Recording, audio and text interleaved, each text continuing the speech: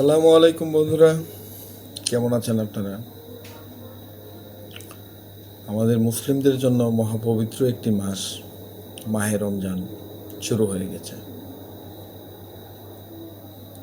এই রমজান মাস আমাদের অনেক কিছু শিক্ষা দেয়। আজ আমরা এই রমজান মাস সম্পর্কে কিছু কথা জানব। রমজানের ফজিলত, এর গুরুত্ব, ইফতারের গুরুত্ব, আমাদের দৈনন্দিন জীবনে রোজার যে ভূমিকা, এ সম্পর্কে আমরা একটু আলোকপাত করব। আশা করি আপনাদের ভালো লাগবে। যদি ভালো লাগে তাহলে অবশ্যই আমার এই চ্যানেলটিকে সাবস্ক্রাইব করে নেবেন, ভিডিওটিতে একটু লাইক দেবেন, পাশে থাকবেন। আমার এই চ্যানেলে বিভিন্ন দেশ সম্পর্কে আমি আলোচনা করি।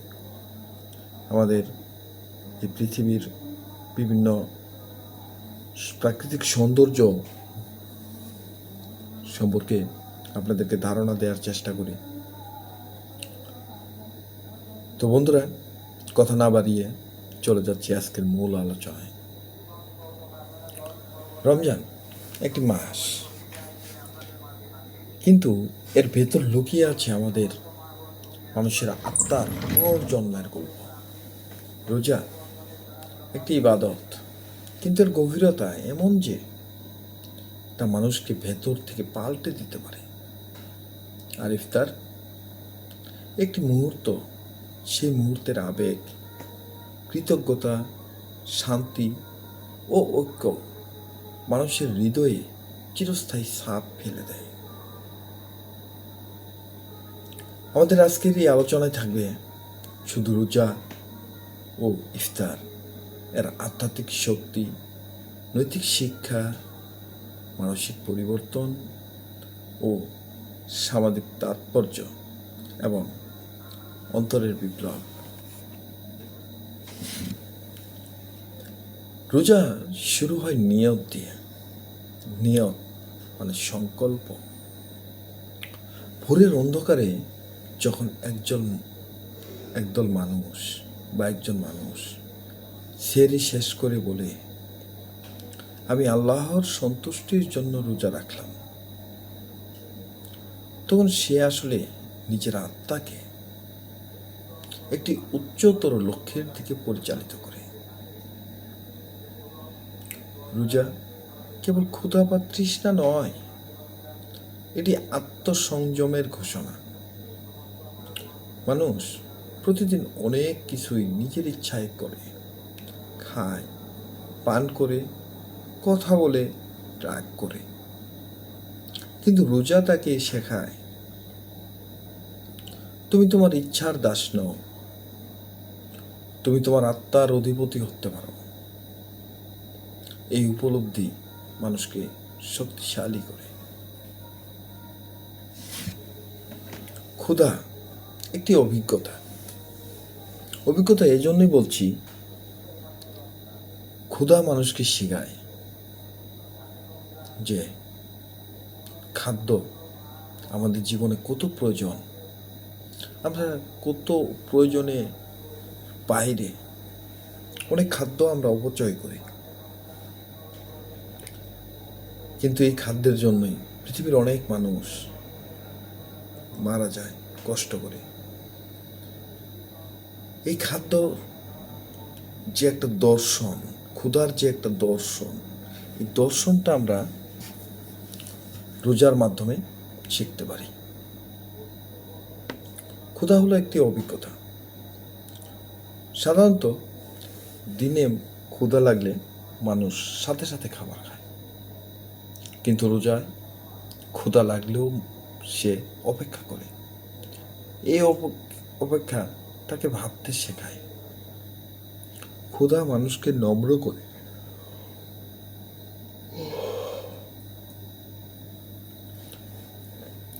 যখন পেট খালি থাকে তখন অহংকার থাকে না। তখন মানুষ বুঝতে পারে তার অস্তিত্ব কতটা নির্ভরশীল একটি অল্প খাবার ও এক গ্লাস পানির উপর। এই উপলব্ধি তাকে কৃতজ্ঞ করে তোলে।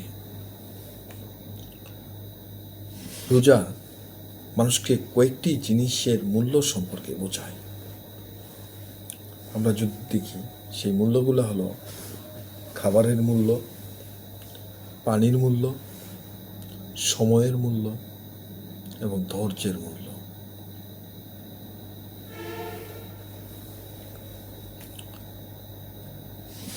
রোজার সবচেয়ে কঠিন দিক হলো তৃষ্ণা।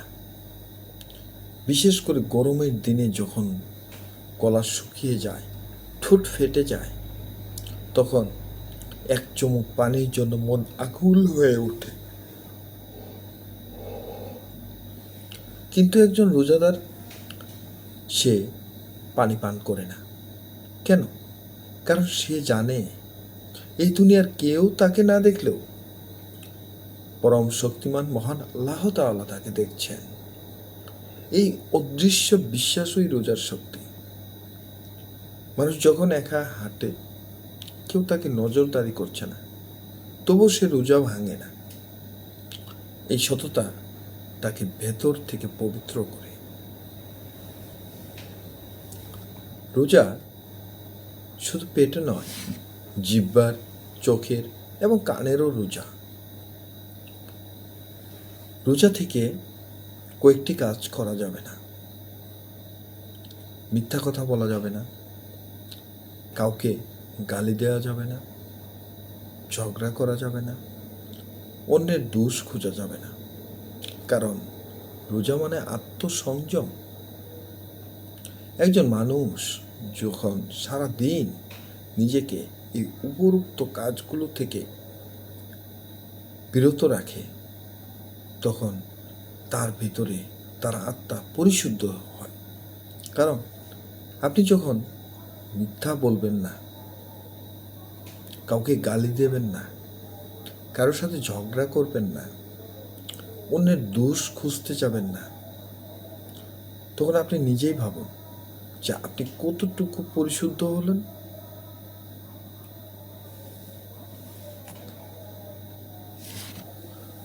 রোজা মানুষকে সময়ের প্রতি সচেতন করে।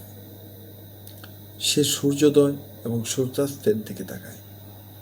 সময়ের প্রতিটি মুহূর্ত তার কাছে গুরুত্বপূর্ণ হয়ে ওঠে। বিশেষ করে বিকালের শেষ প্রহর যেন তার কাছে অনেক দীর্ঘ মনে হয়। ঘড়ির কাঁটা যেন ধীরে ধীরে ধীরে চলে। এই অপেক্ষা মানুষকে ধৈর্য শেখায়। সে বুঝতে শেখে সব কিছুর একটা নির্দিষ্ট সময় আছে। সময়ের আগে কিছুই পাওয়া যায় না।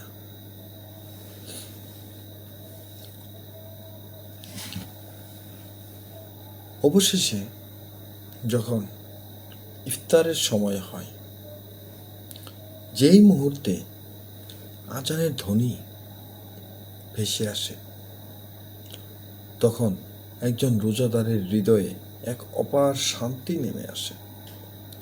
সে খেজুর হাতে নেয়, পানি হাতে নেয় এবং দোয়া করে। প্রথম চুমুক পানি তার কাছে যেন পৃথিবীর সবচেয়ে মধুর পানীয়। কারণ সে জানে এই মুহূর্তটি অর্জন করতে তাকে সারা দিন অপেক্ষা করতে হয়েছে। ইফতার হলো ধৈর্যের পুরস্কার।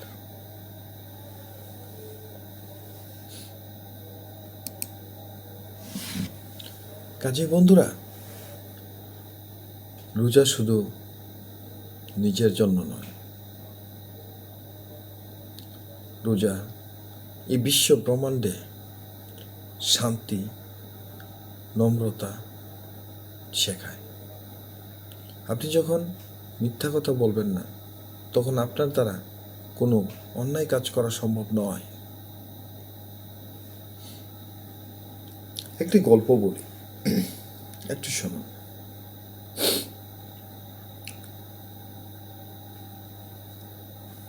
গল্পটি শোনা ঠিক হাদিসের কোন হাদিস তা বর্ণনা করতে পারবো না, কিন্তু গল্পটির অনেক মর্মার্থ আছে।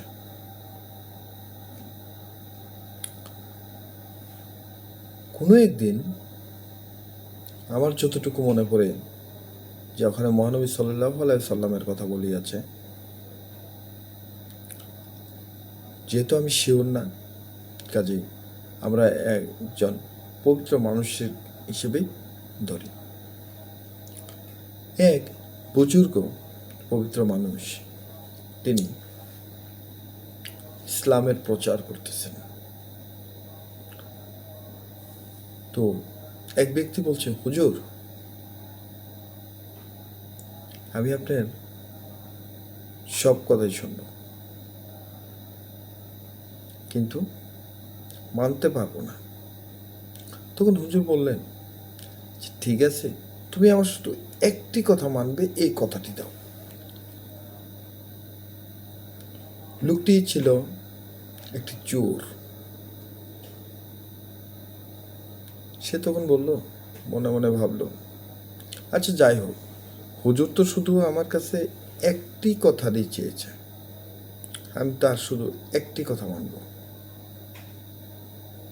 সে হুজুরকে কথা দিল যে, হ্যাঁ হুজুর, আমি আপনার একটি কথা মানব, আপনি আমাকে একটি আদেশ করবেন, আমি শুধু ওই আদেশটি পালন করব, অন্য কোনো কথা কিন্তু আমি পালন করব না।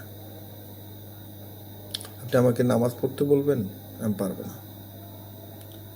চুরি করা বাদ দিতে বলবেন, তাও পারবো না। তো হুজুর তখন বললেন যে, ঠিক আছে, তুমি মিথ্যা কথা বলা ছেড়ে দাও, তুমি আর জীবনে কখনোই মিথ্যা কথা বলবে না। বললো যে, হুজুর, এতে আমার লাভ।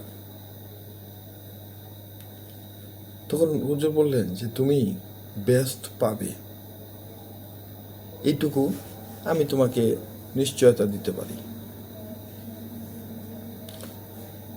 চোর বেচারা তো অনেক খুশি, সে চুরি করবে, নামাজ পড়বে না, অন্যায় করবে, বাট বেহেশতও পাবে। কিন্তু বিনিময়ে তাকে হুজুরে জাস্ট একটা কাজ করতে বলেছে, তা হলো মিথ্যা কথা বলা যাবে না। সো সে মিথ্যা কথা বলবে না। এই যখন অবস্থা, পরদিন সে চুরি করতে গেছে। চুরি করতে যাওয়ার পরে চুরি করে নিয়ে আসছে। পরদিন এলাকায় যখন খবর হয়েছে যে ওর বাড়িতে চুরি হয়েছে, তো গ্রামাঞ্চলে মানুষ তো জানে যে কে চোর। তো তারা তাকে গিয়ে বলেছে, এই তুমি কি ওই বাড়িতে চুরি করেছ? এখন এই তো মহা বিপদে পড়ে গেল, কারণ সে হুজুরকে কথা দিয়েছে সে জান্নাতের বিনিময়ে মিথ্যা কথা বলা ছেড়ে দেবে। তখন সে বলল যে, হ্যাঁ, আমি চুরি করেছি।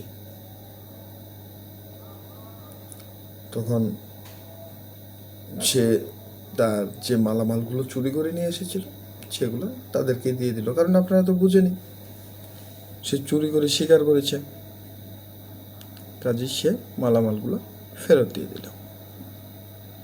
এরপর কিছুদিন গেল, সে আর চুরি করতে পারে না। যে জায়গায় চুরি করতে যায় তখনই তো মনে হয়, আরে আমি চুরি করে কি করব, আমি নিয়ে আসার পরে তো আবার ওইগুলা আমাকে দিতেই হবে। এরপর সবাই দেখলো যে সে ভালো হয়ে গেছে। তখন লোকজন তাকে বলল, তুমি নামাজ পড়া শুরু করো। কতজনকে আর না করবে, সে একসময় স্বীকার করে ফেললো যে হ্যাঁ, নামাজ পড়ব।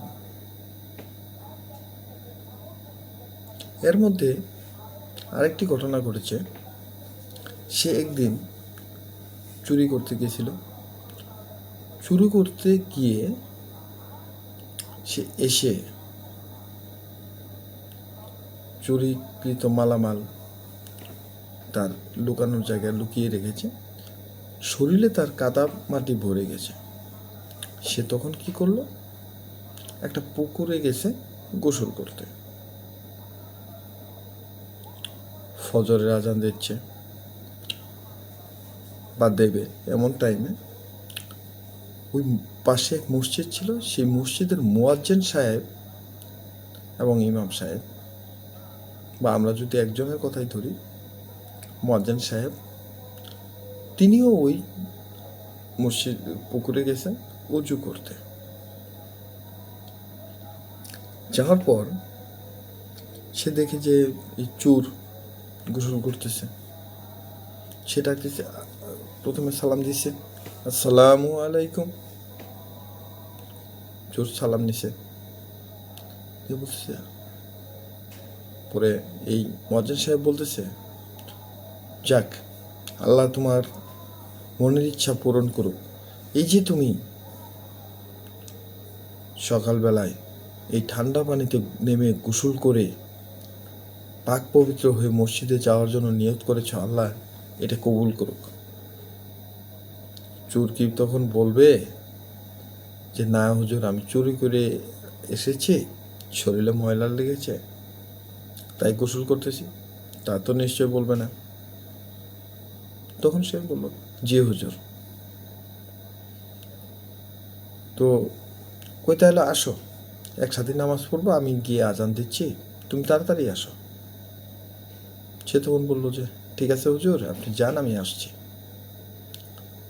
সে গোসল শেষ করে বাড়িতে গেল।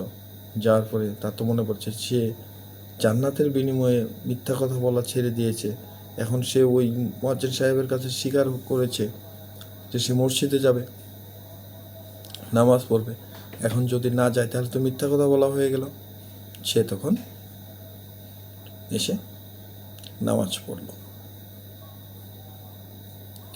নামাজ পড়ার পরে সকালবেলা যখন আবার খবর হয়েছে যে কার চুরি হয়েছে, তখন এই চোরকে ধরেছে যে তুমি নিশ্চয় চুরি করেছ। চোর তো কিছু বলতেছে না। তখন মুয়াজ্জিন সাহেব বলতেছে যে না না না, ও চুরি করবে কেন? ও তো সকালবেলায় আমাদের ফজরের সময় একসাথে আমরা মসজিদে নামাজ পড়েছি। একজন নামাজি ব্যক্তি কি চোর হতে পারে? সে তো চোর না। এই চোর তখন চুপচাপ, সে কোনো কথা বলল না। কথা না বলে সে ওখান থেকে চলে আসে এবং যার বাড়িতে চুরি করেছিল তার বাড়িতে যায়, গিয়ে বলে আমি আমার ভুল বুঝতে পেরেছি, আমি আর চুরি করব না, এই যে আপনাদের মালামাল জানিয়েছিলাম তা দিয়ে দিলাম। তখন সে দেখলো যে আসলে চুরি করলে মানুষ ভালো বলে না। আর একদিন ফজরের নামাজ মুয়াজ্জিনের সাথে মসজিদে পড়াতে সে সবার কাছে বিশ্বাসী হয়ে গেল। সে তখন ওই মসজিদের মুয়াজ্জিনের সাহেবের কাছে আবার গেলেন, গিয়ে তাকে সম্পূর্ণ ঘটনা খুলে বললেন এবং বললেন যে মুয়াজ্জিন সাহেব, আপনি আমাকে তওবা করিয়ে দিন, আমি আর চুরি করব না। ঠিক আছে। সে তওবা করে চুরি করা বাদ দিল, কিন্তু নামাজ ঠিক মতো পড়তেছে না। তো রাস্তা দিয়ে যায়, যার সাথে দেখা হয় সে বলে, এই তুমি নামাজ পড়েছ? কয় না। আপনারা খেয়াল করবেন, যদি আপনাদেরকে কেউ নামাজের কথা বলে আপনি কিন্তু সহজে না করতে পারবেন না। আবার সে মিথ্যাও বলতে পারে না। তো এর ফলে সে তখন পড়ে গেল মহাবিপদে। তখন সে আবার চিন্তা করে দেখলো যে না, আমাকে অবশ্যই ঠিকমতো নামাজ পড়তে হবে। সে নামাজ পড়া শুরু করলো। সে সমস্ত রকমের অন্যায় কাজ থেকে চলে আসলো। অনেকদিন পরে ওই যে বুজুর্গ ব্যক্তি, তার সাথে আবার দেখা হলো।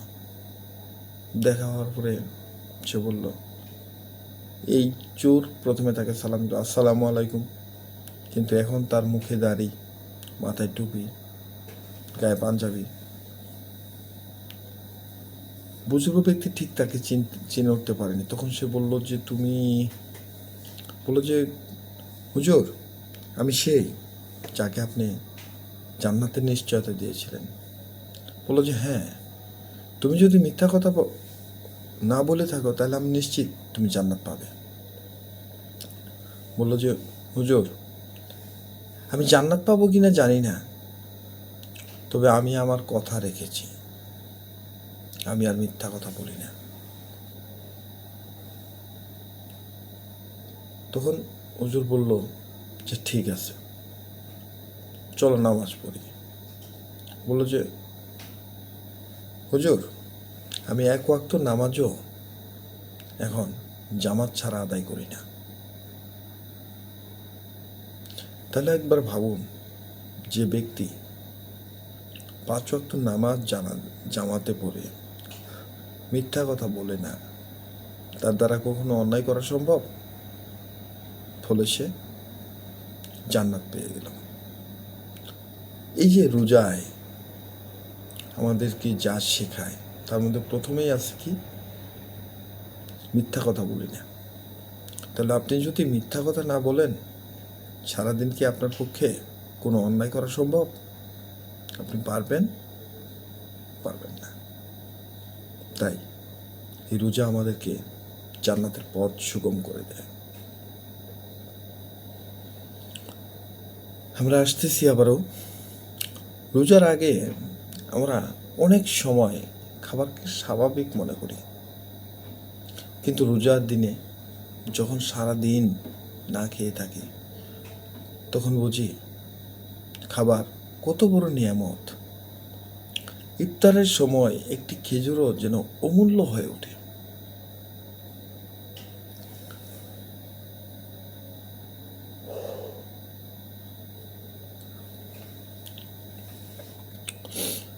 রোজা মানুষকে শেখা, যা আছে তাই নিয়ে সন্তুষ্ট থেকো।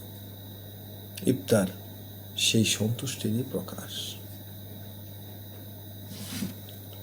ইফতার ও রোজা, এদের মধ্যে একটি অসম্ভব ঐক্য রয়েছে। ইফতার একসঙ্গে বসে করার মধ্যে এক অসাধারণ সৌন্দর্য রয়েছে। পরিবার, প্রতিবেশী, সমাজ সবাই একই সময়ে খায়। ধনী গরিবের পার্থক্য সেখানে থাকে না। সবাই একই আজানের অপেক্ষা করে, সবাই একই দোয়া পড়ে, সবাই এক মুহূর্তে পানি পান করে। এই একতা সমাজকে শক্তিশালী করে।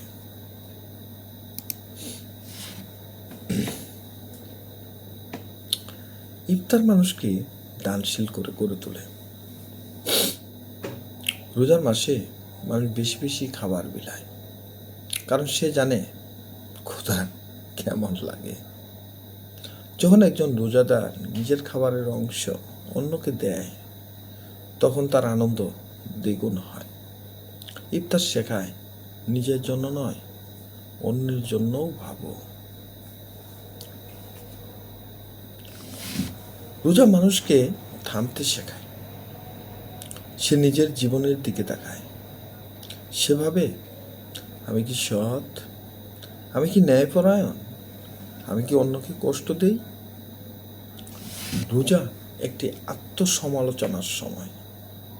এই সময় মানুষ নিজের ভুল বুঝতে পারে এবং সংশোধনের চেষ্টা করে। ইফতারের আগের দোয়ার মুহূর্ত খুব বিশেষ। বিশ্বাস করা হয় এই সময় দোয়া কবুল হয়। একজন রোজাদার যখন হাত তুলে দোয়া করে, তখন তার হৃদয় নরম থাকে, তার চোখে জল আসে। সে নিজের পাপের জন্য মহান সৃষ্টিকর্তার কাছে ক্ষমা চায়। এই মুহূর্ত তার আত্মা পরিশুদ্ধ হয়। রোজা মানুষকে ধৈর্যশীল করে, রোজা মানুষকে সতর্ক করে, রোজা মানুষকে সংযমী করে, রোজা মানুষকে সতর্ক করে, রোজা মানুষকে নম্র করে। যে ব্যক্তি রোজার শিক্ষা গ্রহণ করে, সে জীবনের অন্যান্য সকল ক্ষেত্রেও সফল হয়, কারণ সে জানে সংযম মানেই শক্তি। সারাদিনের ক্লান্তির পর ইফতার শুধু শরীরকে নয়, মনকেও প্রশস্ত করে, মনকে শান্ত করে দেয়। আজানের সুর, দোয়ার শব্দ, পরিবারের উপস্থিতি সব মিলে এক অপার্থিব পরিবেশ সৃষ্টি হয়। এই পরিবেশ মানুষের মানসিক চাপ কমায়, তাকে শান্ত করে। রোজা একটি আগুনের মতো, যা মানুষের পাপকে পুড়িয়ে দেয়। 1 মাসের সংযম মানুষকে নতুন করে গড়ে তোলে। সে বুঝতে পারে জীবন ক্ষণস্থায়ী, নিয়ন্ত্রণ ছাড়া জীবন বিশৃঙ্খল, সংযম ছাড়া চরিত্র অসম্পূর্ণ।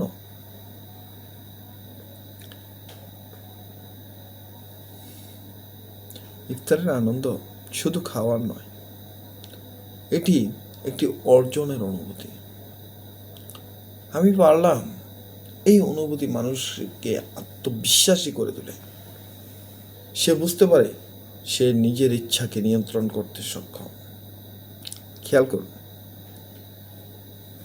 যে আমরা সকালে একবার খাই, দুপুরে একবার খাই, 10টার দিকে একবার টিফিন করি, আবার বিকালের দিকে চা নাস্তা করি,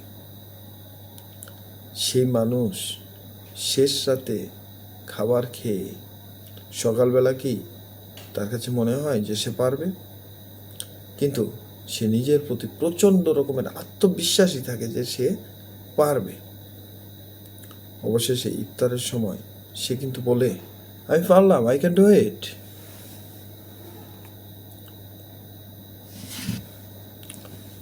রোজার শেষে মানুষ যদি এই শিক্ষা ধরে রাখতে পারে, তবে তার জীবন বদলে যায়।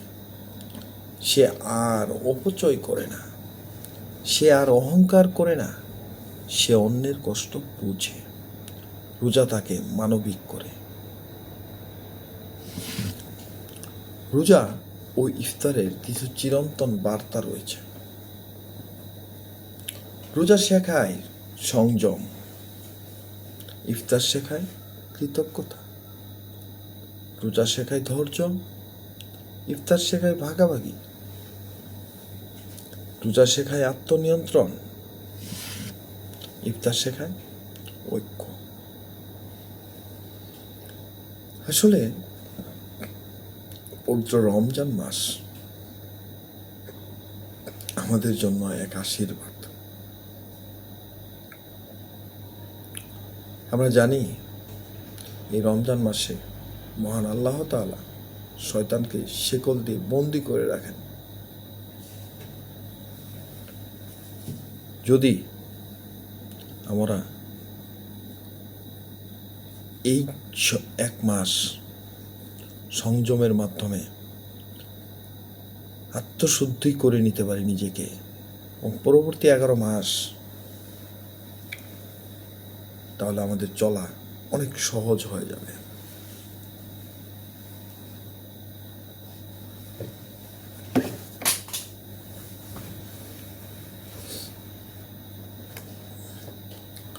বন্ধুরা, এই মায়ের রমজানে কে কে 30টি রোজা রাখবেন তা অবশ্যই কমেন্টসে জানাবেন। আমার এই চ্যানেলটি যদি আপনাদের ভালো লাগে তবে অবশ্যই সাবস্ক্রাইব করবেন।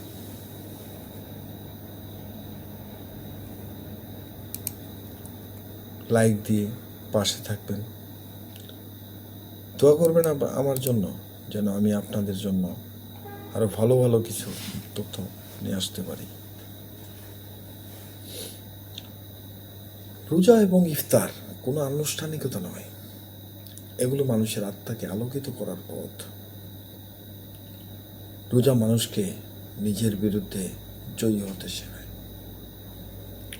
ইফতার মানুষকে আল্লাহর নেয়ামতের প্রতি কৃতজ্ঞতা প্রকাশ করতে শেখায়। একটি মাসের এই অনুশীলন যদি সারা জীবনের অংশ হয়ে যায়, তবে মানুষ সত্যিকারের সফল। রোজা ইফতার তাই শুধু ধর্মীয় বিধান নয়, এগুলো এক চিরন্তন মানবিক সত্তা। এই শিক্ষা মানুষকে ভালো করে, এই শিক্ষা মানুষকে নম্র করে, এই শিক্ষা মানুষকে আলোকিত করে। সবার শেষে একটি কথা আপনাদের সাথে শেয়ার করতেছি। মনে করুন আপনার এক শত্রু, যার সাথে আপনার ঠিক মিলে না। আপনি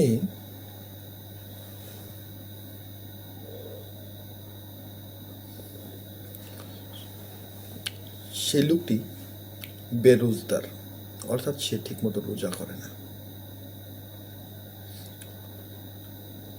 একদিন সে আপনার সাথে ঝগড়া করার জন্য মনে মনে ফুল প্রিপারেশন নিয়ে রাখছে, সে আপনার সাথে ঝগড়া করবে। কিন্তু আপনার কথা, আপনি তার সাথে ঝগড়া করবেন না, কারণ রোজা আপনাকে এই শিক্ষা দিয়েছে যে ঝগড়া করা যাবে না।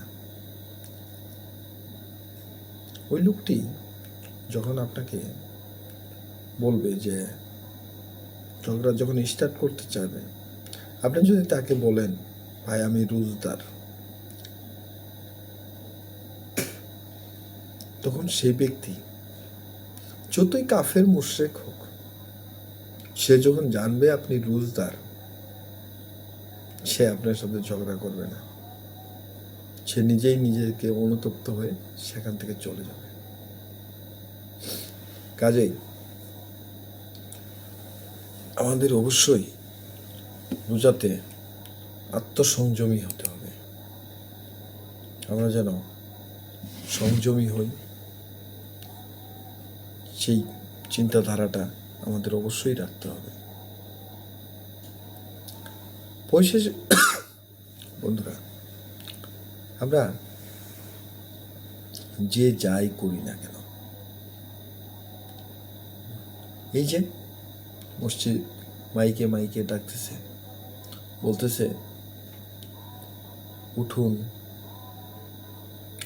সেহরির জন্য খাবার তৈরি করুন, সেহরির সময় হয়ে এলো।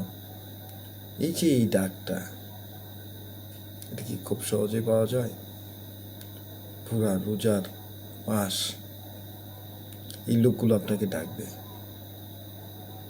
তারা ডেকে ডেকে আপনাকে সব দিচ্ছে, সব বিলি করতেছে, আপনারা সব অ্যাকসেপ্ট করেন, সব নেন।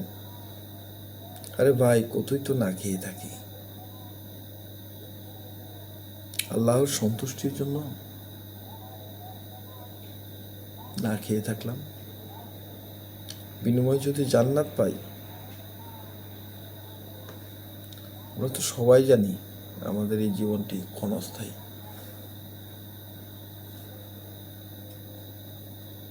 এই ক্ষণস্থায়ী জীবনে আমরা যা কিছুই করি না কেন, তার ফলাফল কিন্তু আমাদের পরকালে, অর্থাৎ আখিরাতে পেতে হবে। তাহলে আখিরাতে যেন আমরা জান্নাত পাই, সেই ব্যবস্থা আমাদেরকে এখনই করতে হবে। তাই সবাই রোজা রাখবেন। একটি কথা না বললেই নয়, আমাদের দেশে অনেকেই সারা দিন রোজা রাখবে, কিন্তু ঠিকমতো নামাজ পড়বে না। কথা প্রসঙ্গে বলতে হয়, একটা রোজায় কয়টা ফরজ, আর 5 ওয়াক্ত নামাজে কয়টা ফরজ?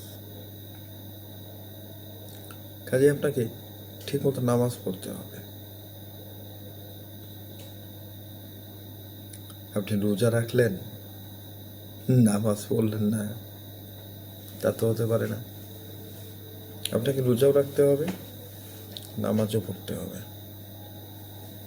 আপনি যদি নামাজ না পড়েন, সেই রোজা আমার মনে হয় না ততটুকু কাজে দেবে। যদিও দুইটার সৎ যে ধারাটা দুই দিকে, কিন্তু আমরা যদি ইসলামের পঞ্চস্তম্ভের দিকে তাকাই, তাহলে প্রথমে আসে কালেমা, একত্ববাদ, আল্লাহর প্রতি বিশ্বাস, তারপরে কিন্তু আসে নামাজ, তারপরে আছে রোজা। কালেমা, নামাজ, রোজা, হজ, জাকাত। আপনি কালেমা পড়লে তাওহীদের সেই অমর একত্ববাদের দিকে নিজের স্বীকারোক্তি প্রদান করলেন। 2 নাম্বার যেটা আছে নামাজ, তা পড়লেন না, আবার সাউম করলেন, মানে রোজা করলেন। জিনিসটা আসলে কেমন হয়ে গেল না? এই জন্য আপনাকে যা করতে হবে, কালেমা, নামাজ, রোজা, হজ, জাকাত সবই করতে হবে, কোনোটাকে বাদ দিয়ে না। আপনি যদি একজন নেককার মুসলিম হয়ে থাকেন, তাহলে অবশ্যই অবশ্যই অবশ্যই you must have to pray. আপনাকে অবশ্যই নামাজ আদায় করতে হবে। কাজেই বন্ধুরা, আপনাদের ধৈর্যচ্যুতি ঘটাচ্ছি না, সবার শেষে একটা কথাই বলবো, সবাই নিজেকে পরিশুদ্ধ করুন, অন্যের ক্ষতি করার চিন্তা ভাবনা থেকে বিরত থাকুন। যদি সেই চিন্তা আপনার মধ্যে থেকে থাকে, সেখান থেকে বের হয়ে আসুন এবং এই পবিত্র রমজানের শিক্ষা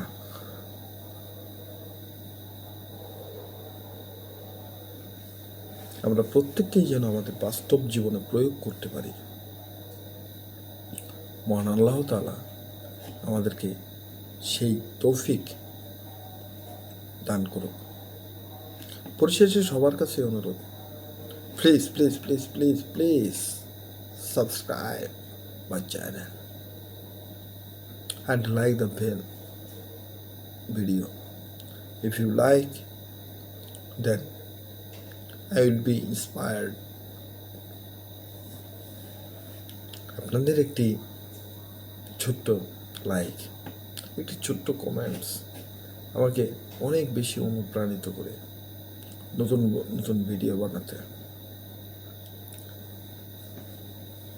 আপনারা সবাই ভালো থাকবেন, সুস্থ থাকবেন।